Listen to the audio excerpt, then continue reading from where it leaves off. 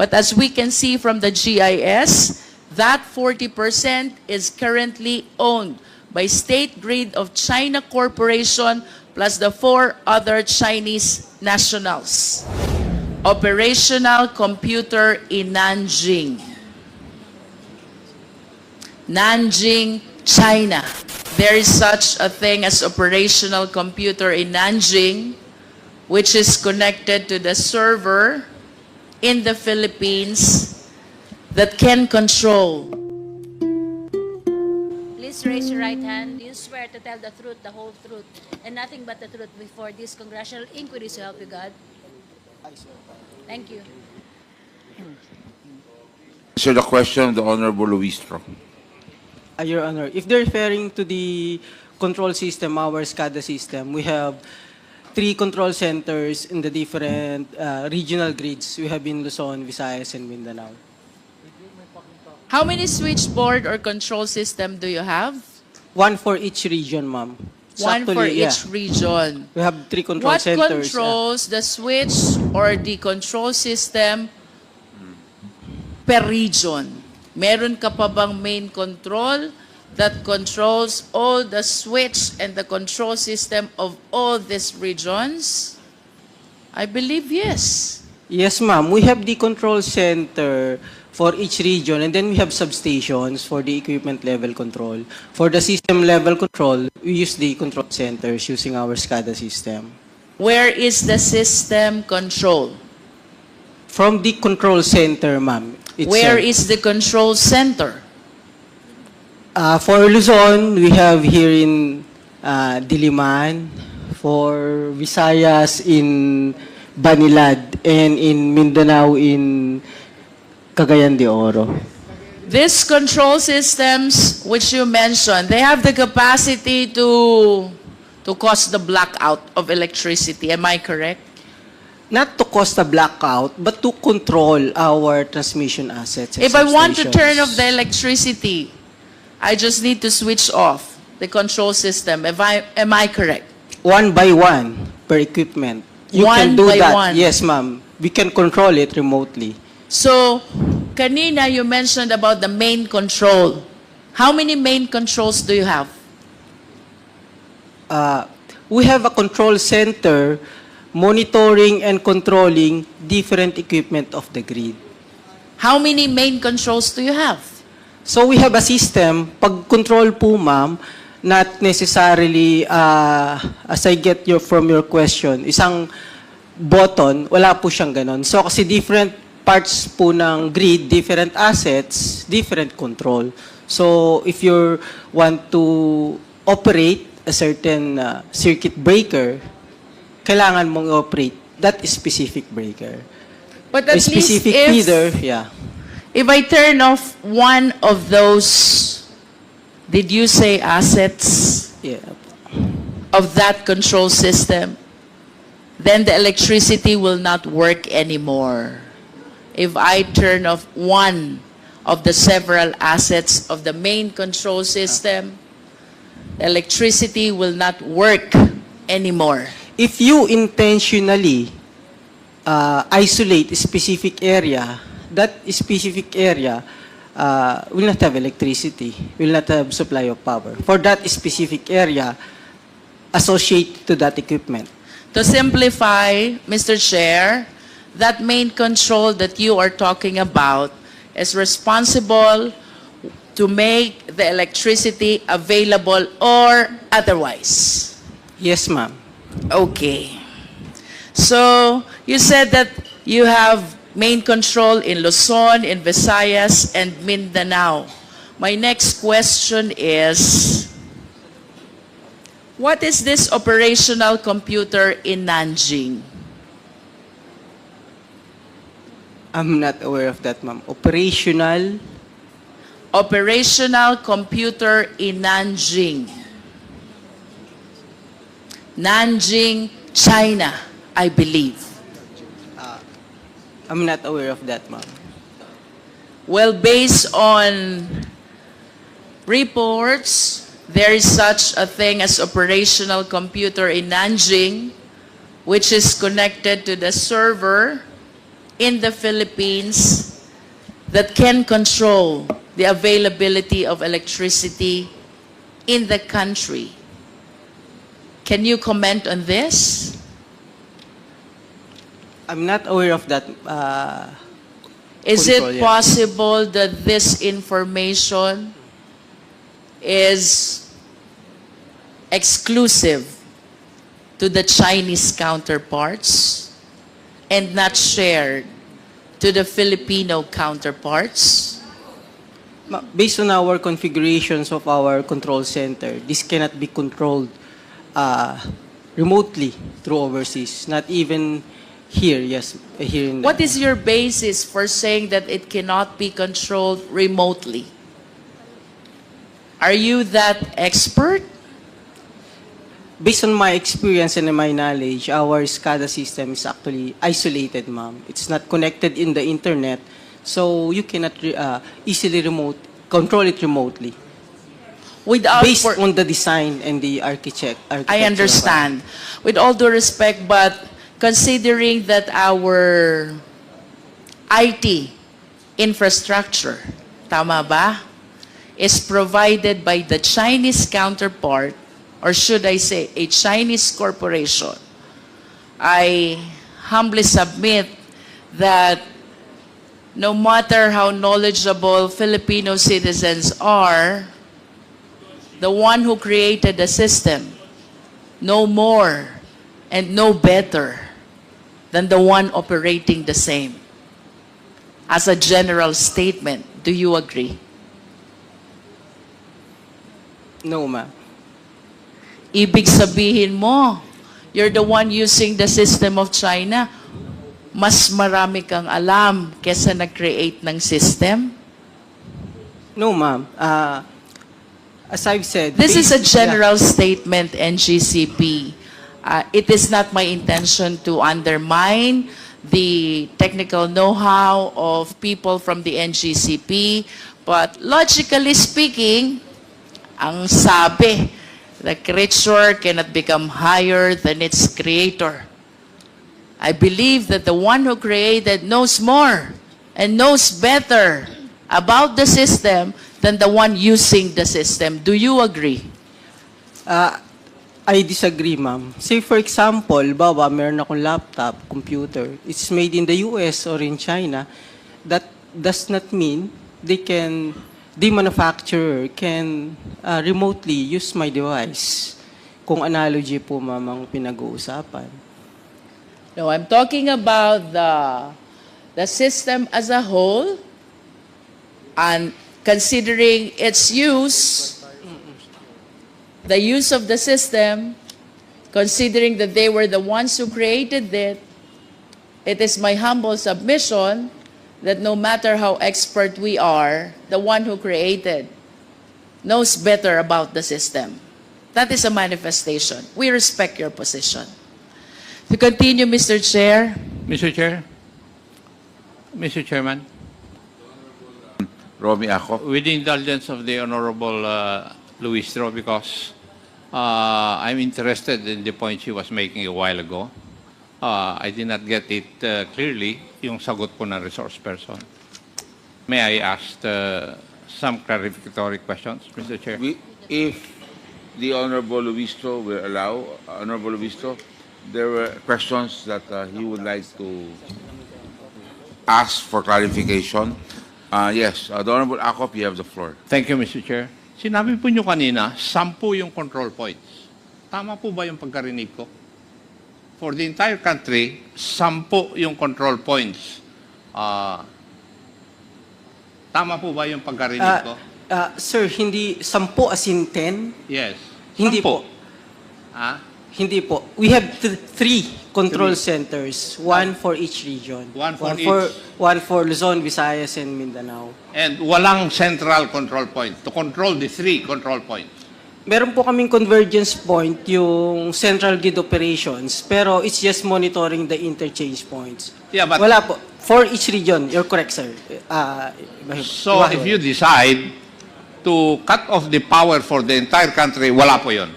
Wala po. Wala po. So it's for the 3 control points. Yes, Kung sir. gusto nyong patayin ang power sa Visayas, pwede. Yes, sir. Using the control center, one Yes. by one, you turn off the circuit breakers. So, you isolate walang the plants. central control point to control yung 3 control points. Yes, sir. If you're referring to central control point as a single control, single button, wala pong ganun. Thank you. Thank you, Mr. Chair. The Honorable Akop. Thank you.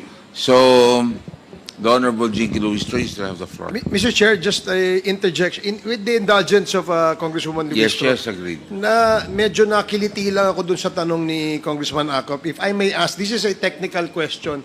Kasi kanina ang sagot, walang central control system, no, to turn off, let's say, the whole power system of the country, correct? Sir, we have a control center pero walang single button to turn, To turn off it off, okay. Yes. Now, can anyone just turn it off like that? Anong proseso pag turn off niyan? Sinong may approval? Yun. We have on-duty system operators. So yung duty lang ang nando doon. Halimbawa, yung naka-on duty, kinurap nung isang kalaban ng bansa.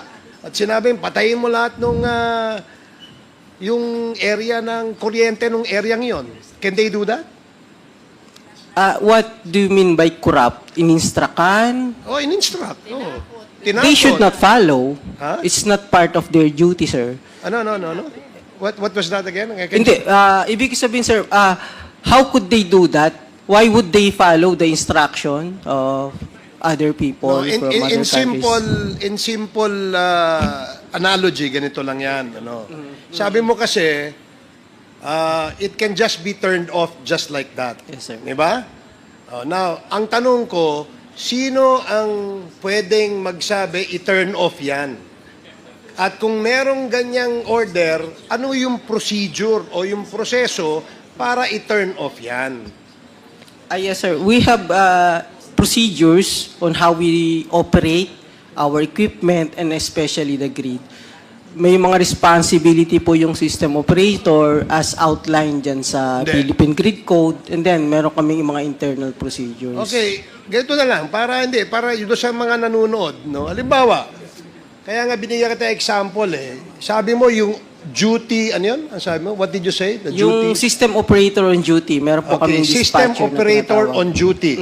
Siya ang may kapangyarihan para i-switch on or i-switch off yung power supply, correct? Yes, opo. Okay. Dahil siya on duty, tinakot ng isang terrorist group, no? Tinutukan, tinakot. Sinabi niyang patayin mo yung switch na yan, turn it off. Can they do that? Hypothetical po, kung halimbawang nasakop nga, nandun siya sa control center, that's possible. Kasi, ma-operate niya manually. Ano nga yung procedure pag turn off? Meron po tayong... Who decides? Is that the decision of the duty, ano yun? Duty system manager o ganyan? Yes, sir, Decision opo. lang niya yun? It's a decision based on established procedures po. May guidelines po tayo. May established procedure pala eh. Ano nga yung procedure? Ano yung procedure? Kung halimbawa po, merong maintenance, pwede niyang patayin yon. May emergency, may risk sa life, sa equipment, pwede niya pong patayin. Oh, I raised a hypothetical scenario na terrorist group came into that place. Tinakot yung operator. Sabi, patayin mo yung ano, kaya niyang gawin yon. Kaya niya po. Oh, so yun ang tinatanong namin. Yeah, if it's possible, so ibig he can do sabihin, the power to switch it on or switch it off ay nasa isang tao lang doon sa duty manager. Not necessarily isang tao, isang team. Usually po, 3 tao yung naka-duty. O isa, dalawa, tatlo, ibig sabihin nasa kamay lang nila ang desisyon. So walang security feature, wala man lamang safety measure or security measure to prevent that hypothetical scenario from happening. Is that correct? Sir, yung details po, pwede naman namin i-discuss kasi kung sabi nyo nga, security yung involved. Pero public po kasi baka po hindi namin basta-basta ma-disclose yung process nung... Sige, Apo. let's not go into the details. Yun lang gusto namin malaman. Kung may isang nasa kamay lang ng isa, dalawa, tatlong tao pala, pwede nang i-switch yun eh. Yes, sir. Alam mo, very critical yung issue that we are discussing here because one, bukod dun sa issue that Congressman Dan Fernandez raised and the chair raised, the question that actually needs answers is who controls NGCP? Is it the Filipino or the Chinese?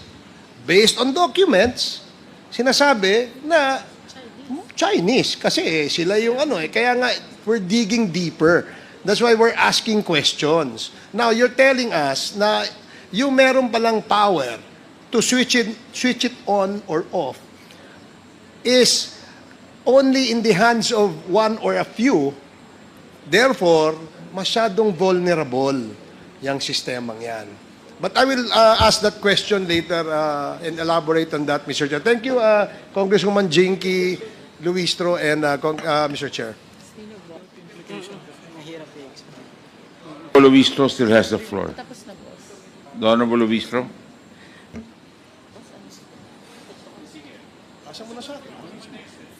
Mr. Chair, I came across this NARI, the one which provides the IT infrastructure of NGCP. Does NGCP confirm this?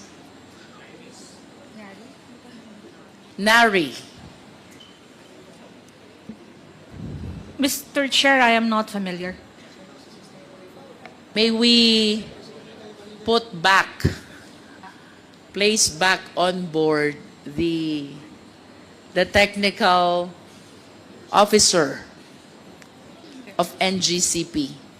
Mr. Clark Agustin, please take the chair of Attorney Malyari. Do you confirm that the IT infrastructure of NGCP is now NARI? For the IT, it's not NARI, but we have equipment branded as NARI. Okay. Yeah. Equipment is branded as Some. NARI, Some equipment, Some. not all, yes, ma'am. but you deny that IT infrastructure is NARI. I'm not sure about the specific brand of our IT. And it's not, I think not supplied by only one brand, ma'am. Mr. Chair, I wish to remind our resource person that he is testifying under oath. So, I hope you are giving truthful information to this committee. I understand that prior to NGCP, the IT infrastructure is ESCADA, a Filipino corporation. However, upon the assumption of NGCP, they converted to NARI, which is a Chinese corporation. Now, I wish to ask, what is the reason why you switched from ESCADA, a Filipino corporation, to NARI, a Chinese corporation? Ma'am, I would just like to clarify. IT is different from the ESCADA. So, ESCADA is our control system. That's our system control and Do you data still have that acquisition. ESCADA Yes, up ma'am. to now? Yes, ma'am. We have a SCADA. Yes. Are you still using ESCADA? Yes, ma'am. Actually, all power utilities uses SCADA to control their power system. If ESCADA has this capacity, Opo, SCADA stands for System Control and Data Acquisition. You use it to monitor and control the power system in the case of NGCP. and you're still using that, Yes, ma'am. We need the SCADA to control our power system. then why resort to other Chinese corporations if ESCADA has the capacity to provide the necessary technical aspect of the NGCP Corporation. The Why is- resort to NARI if ESCADA is still dependable? Ma'am, our SCADA is just the tool. It's the system we use to control the power grid. So How about NARI? actually the brand of our SCADA as of now is Mr. Chair, Nari. Mr. Chair, just a point of information para lang magkaintindihan. Hindi sila nagkaintindihan eh. If you will shed clarification, Yes. okay, you're acknowledged. As a point of information, Mr. Chair, yung SCADA, ginagamit yun lahat sa mga public utilities, either distribution or transmission.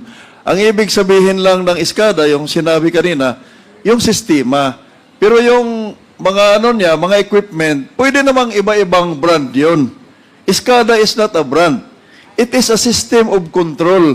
So, kung halimbawa, ikaw yung chairman ngayon, ikaw yung SCADA, ikaw nagko-control ng ano dito. But we can use different brand of equipments. So, yun lang yun. It is not a brand. It is a system, control system. Thank you very much, the Honorable Dago. The Honorable Jinky. Mr. Chair, I acknowledge that we are dealing with a very technical matter. So, to give opportunity to people who are not endowed with technical know-how, I wish to suggest, Mr. Chair, that we conduct an ocular inspection of the NGCP IT infrastructure, including the system, and perhaps we can invite experts to guide the committee members in evaluating whether this system are the one which really are in main control of the operation of the NGCP, one which is Chinese owned, or just equipments being used by Filipino citizens. That is a recommendation, a suggestion, Mr. Chair, from this humble representation. Noted. We will make the representation for us to be able to make an ocular. Mr. Chair, I wish to conclude on this point as my other questions has something to do with NARI, which information that I have is the IT infrastructure of NGCP. And with that, Mr. Chair, I wish to make this final manifestation that with all due respect to our esteemed colleagues and our resource persons, but it is indeed my humble submission that while we, in the face of the general information sheet of NGCP, only 40% is Chinese owned, considering however the presence of Chinese citizens, one as chairman, the other two as evaluators of bid, the other one as chief technical officer, and NARI, which I believe is Chinese IT infrastructure. It is my humble submission, Mr. Chair, that it seems that the control over the NGCP has been compromised already in favor of foreign nationals. Thank you, Mr. Chair. The Honorable Jinky Luistro. The Chair recognizes the Honorable Junicio. Ernest Junicio is now... okay. So he will do a swap. The Chair recognizes the Honorable Suarez. Thank you very much, Mr. Chair. Mr. Chair, I just wanted to inquire, did Congresswoman Jinky Luistro move that we do an ocular inspection to the NGCP facilities? Suggestion. A manifestation. There was no motion. Can I therefore push forward the motion that we visit the NGCP facilities and do an ocular inspection, Mr. Chair? So moved. There's a motion duly seconded. The Chair, no objections. The motion of the Honorable David Suarez for an ocular inspection is hereby approved. Okay. And is it also... Mr. Chairman, The Honorable Congressman J.J. Fernandez, Suarez still has the floor. when you had your chance, I was quiet and still. Maybe while I've had my time, you can be quiet and still as well. With the indulgence of the deputy, Excuse just me, clarification. Congressman Dagook. Ano lang, You've clarification. had 2 clarifications. I haven't even had 2 minutes of speaking. I-clarify ko lang sana, Mr. Chair, kung sa tatlong island, sa tatlong control ba yung ocular. Yun lang. Thank you. Yeah. So anyway, Mr. Chair, I was gonna move to that actually, but since tinanong na rin na Mr. Dagook yung susunod ko pong tanong at hindi nakapag-antay na itanong ko, maaari po ba, Mr. Chair, na maliban sa pagbisita po natin sa facilities ng NGCP, makapagdala din po tayo ng mga organisasyon at mga tauhan na may technical capabilities that can properly guide the committee in our ocular inspection, Mr. Chair. So move. Duly seconded. The chair no objection. Motion is approved.